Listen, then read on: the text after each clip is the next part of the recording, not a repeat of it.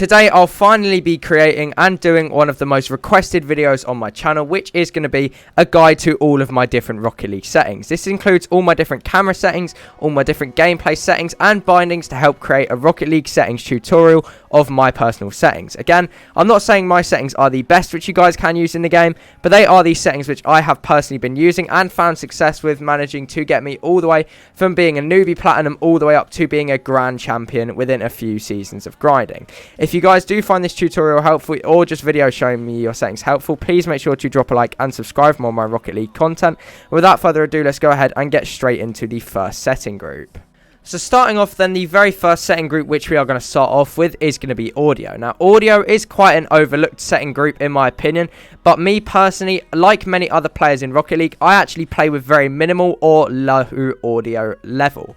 So for me, my master audio, I only have this at around 10%. Obviously, if you do like listening to the audio, then you are welcome to have this as high as you want. It doesn't matter too much, but for me, I like to have all audio muted or very little volume, just so I can focus truly on the game without being distracted by other stuff such as the commentator or just noise from around the game. So personally, I have my audio on 10%, gameplay on 12%, I have both the music playlist turned on, voice chat obviously on 100% so you can hear your teammates, and then the rest of them don't really matter too much. Let's move on to video settings now. Obviously my Windows settings, I do have the same. This is my Windows settings here. Basic settings is all going to be like this, and advanced settings is going to be like that. There's not too much we need to go into detail on that, but if you want to, just pause the video. That is my video settings there, but I'd imagine they are very similar to a lot of you guys. Just having high performance on everything. Obviously I do have my frames per second on uncapped, which is a chosen preference. My monitor is only 165 Hz, so I could put it at 164 Hz. However, I just tend to put it at uncapped as it makes the gameplay look smooth when recording. Then moving on to interface, this is going to be quite not really that relevant. As you guys can see, interface scale, I have this to 100%. That doesn't matter too much in terms of gameplay. Display scale, I have this at 90%. Obviously, you guys can see what it does. If you move it up, it does zoom in and out. Not too important there. Nameplate mode, just have this on default. Match notifications, I have this on time updates only. That is because I don't really want them notifications coming up on screen saying save, epic save, shot on target, stuff like that, because I find it distracting when I'm trying to focus. Colorblind mode, obviously use this if you are colorblind. I'm pretty sure all it does is makes the orange look a bit more orange, makes the blue look a little bit more lighter to help you guys out who are colorblind. So that's there if you need to. For me, I don't personally use that, and the rest of the settings you guys can see all down below. Now moving on to one of the most important parts, that is just going to be the general controls. Starting off with steering sensitivity, if you don't have this above 1.20, that is completely stupid. This is because if this number is anything below 1.20, you are turning physically slower than other players. So make sure you have this a minimum above 1.20, and anything between 1.20 and 1.80 I've tend to find works the best. For me, as you guys say, as this is my settings, I tend to have steering sensitivity on 1.4. Aerial sensitivity I've also got on 1.4. Controller dead zone I do have on 0.2, so that is a decent sized dead zone. It doesn't matter if you do have a bit of a lower dead zone, say for example 0.1 or even 0.05 I've tried out before, and that does work best.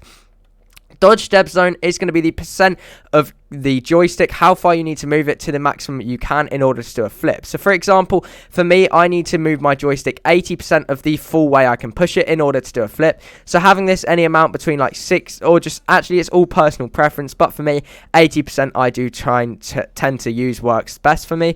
Controller vibration is going to be disabled, that's a given.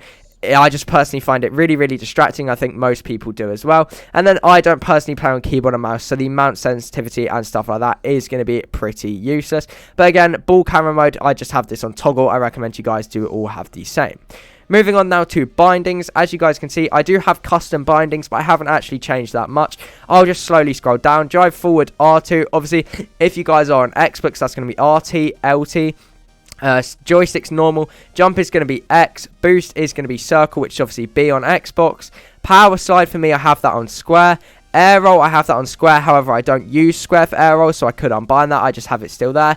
Obviously focus on ball is going to be triangle, that's to switch ball cams in and out.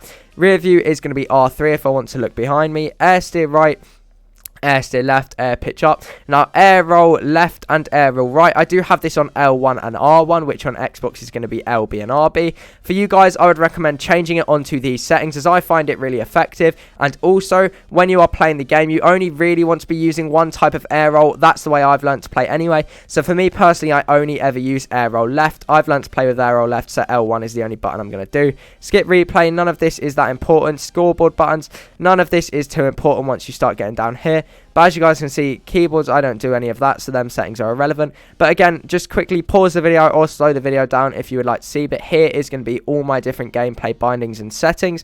Moving on now to camera settings. Obviously, this is going to be really, really important. Camera preset, I do have set to custom. Camera shake, I do have turned off. I would recommend you guys do the same. Camera shake, for me, I find that incredibly distracting. When I'm trying to focus in game, I just find it distracting, especially when your camera shakes every time you hit the ball. FOV, what are you doing if you don't have this on maximum? It literally lets you see more of the field, so I'd put this all the way up. For me, I have it on 110, which is obviously going to be the max. Distance, I play with 270. Height, I do play with 100. Angle, I've got -3. Stiffness, 0.5. Swivel speed, 2.5. Transition speed, 1.6. And I do also have invert swivel on. They are going to be my camera settings. Again, pause the video. And if you guys haven't already, just a quick mention to subscribe for more of my Rocket League content. I really do appreciate it. I upload regular Rocket League tutorial and content videos, so any support is greatly appreciated. But that is going to be my camera settings. And then simply for my gameplay settings, these aren't going to be too important, so you guys can just pause the video and look through all of this. But those are going to be all my different settings, step by step, which I have been using to help rank up in Rocket League. Now I'll be showing you guys some of the clips which I have managed to hit using these settings. So let's get straight into it. Make sure to subscribe.